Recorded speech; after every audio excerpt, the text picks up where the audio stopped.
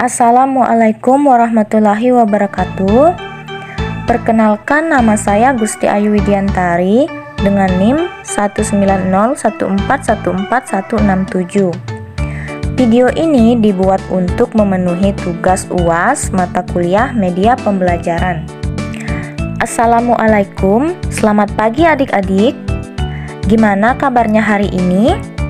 Semoga baik semua ya. Nah, hari ini semuanya siap untuk belajar ya? Baiklah, hari ini kita akan belajar tema 6, panas dan perpindahannya. Subtema 1, suhu dan kalor. Pembelajaran ke-1. Sebelum belajar, marilah kita berdoa terlebih dahulu sesuai dengan agama dan keyakinan kita masing-masing. Berdoa dimulai. Berdoa selesai. Fokus pembelajaran pertemuan hari ini adalah bahasa Indonesia dan IPA. Perhatikanlah gambar peristiwa di atas. Gambar kegiatan manakah yang paling sering kamu lihat dalam kehidupan sehari-hari di sekitarmu? Apakah persamaan semua gambar tersebut? Nah, perhatikan ya. Gambar pertama adalah gambar seorang anak yang sedang menikmati suasana di sekitar pegunungan. Gambar kedua adalah gambar ibu sedang menjemur pakaian. Dan gambar ketiga adalah gambar merebus air. Nah, semua gambar di atas berhubungan dengan kalor atau energi panas. Tahukah kamu sumber energi panas apa saja yang ada pada gambar tersebut? Ya, ada api dan matahari. Bagaimana dengan tubuh manusia? Apakah tubuh manusia mengeluarkan energi panas juga? Lalu, bagaimanakah cara mengukur energi panas? Sumber energi panas. Benda yang dapat menghasilkan energi panas disebut sumber energi panas. Sumber energi panas dapat kita jumpai di alam. Salah satunya adalah matahari. Matahari merupakan sumber energi panas terbesar. Semua makhluk hidup memerlukan energi panas matahari. Energi panas matahari membantu proses pembuatan makanan pada tumbuhan yang disebut sebagai proses fotosintesis. Makanan yang dihasilkan dari hasil fotosintesis menjadi sumber energi bagi makhluk hidup lainnya, termasuk manusia. Energi panas matahari dapat menerangi bumi sehingga udara di bumi menjadi hangat. Dalam kehidupan sehari-hari, energi panas matahari dimanfaatkan dalam berbagai kegiatan manusia. Misalnya, panas matahari digunakan untuk mengeringkan padi setelah dipanen, mengeringkan garam, mengeringkan ikan asin, bahkan untuk mengeringkan pakaian yang basah. Cobalah kamu gosokkan kedua tanganmu selama 1 menit. Apa yang kamu rasakan? Sekarang, ambillah sebuah mistar plastik. Kemudian gosok-gosokkanlah pada kain yang kering selama 2 menit. Lalu sentuhlah permukaan mistar plastik itu. Apa yang kamu rasakan? Setelah kamu melakukan 2 kegiatan tersebut, apakah kamu merasakan panas? Energi panas dapat dihasilkan ketika terjadi gesekan antara 2 benda. Pada kegiatan di atas, gesekan antara kedua telapak tanganmu dan gesekan antara mistar dan kain dapat menimbulkan energi panas. Selain matahari dan gesekan antara 2 benda, energi panas juga dapat diperoleh dari api. Pada zaman dahulu, orang mendapatkan api dengan cara menggosokkan 2 buah batu yang kering sampai keluar percikan api. Selain itu, nenek moyang kita dahulu menggunakan kayu kering lalu digosok-gosokkan dengan tanah yang kering sampai keluar api. Ternyata gesekan 2 benda antara 2 batu kering dan gesekan antara 2 kayu kering dapat menghasilkan energi panas berupa api.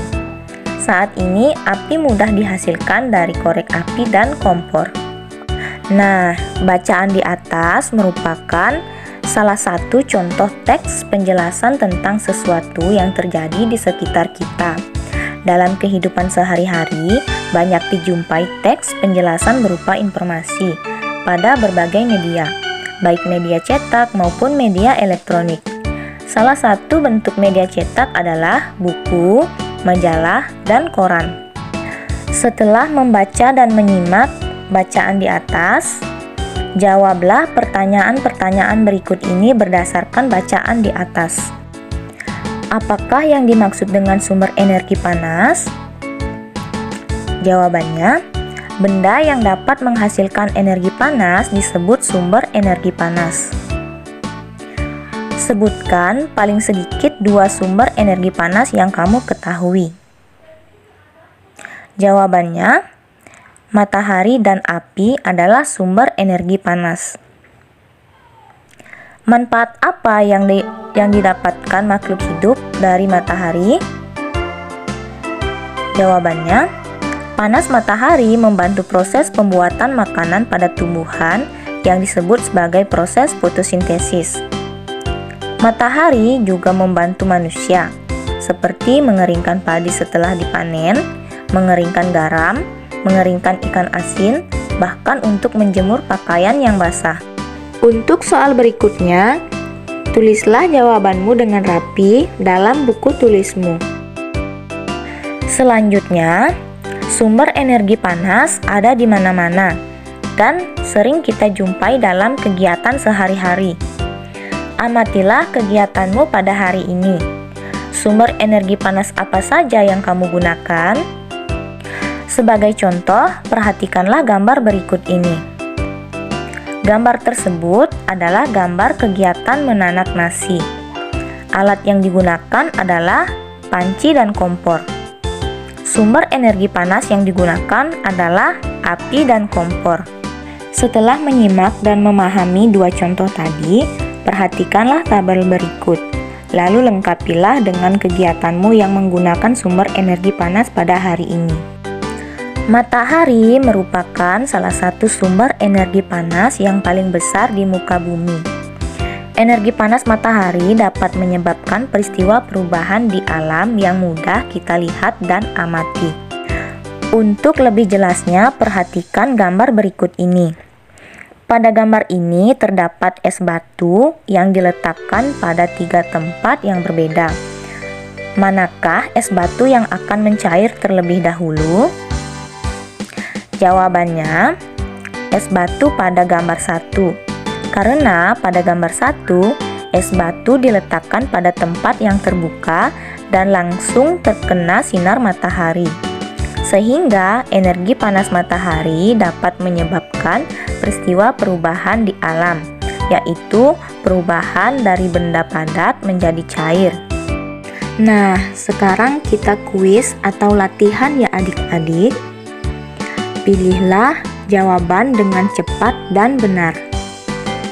Sumber energi panas terbesar bagi makhluk hidup di bumi adalah? Jawabannya adalah D. Matahari.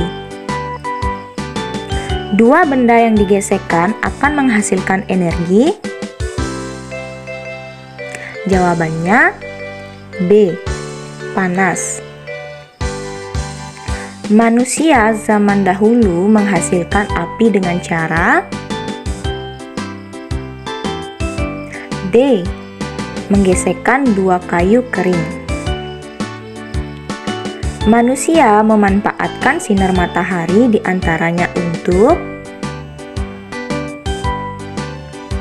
C. Menjemur pakaian. Tumbuhan sangat membutuhkan sinar matahari dalam proses D. Fotosintesis. Nah, itulah tadi pembelajaran kita hari ini. Semoga apa yang telah kita pelajari tadi dapat bermanfaat untuk kita semua. Terima kasih dan sampai jumpa.